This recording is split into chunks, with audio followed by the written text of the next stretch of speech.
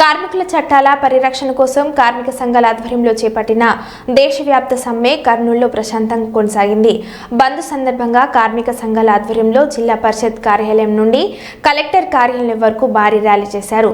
ఈ ర్యాలీలో bank, BSNL, LIC ఉద్యోగులు, ఆటో కార్మికులు, మహిళా కార్మికులు పెద్ద సంఖ్యలో పాల్గొన్నారు. కేంద్ర ప్రభుత్వం నూతనంగా ప్రవేశపెట్టిన నూతన కార్మిక చట్టాలను రద్దు చేసేంత వరకు పోరాటం ఆగదని వారు తెలిపారు. కార్మిక చట్టాల వల్ల కార్మికులకు అన్ని విధాల నష్టం కలుగుతుందని అన్నారు.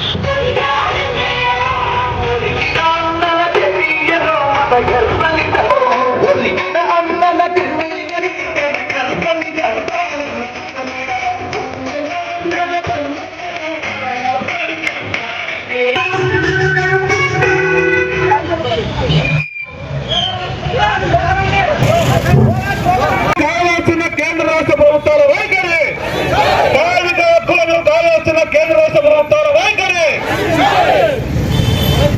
రద్దు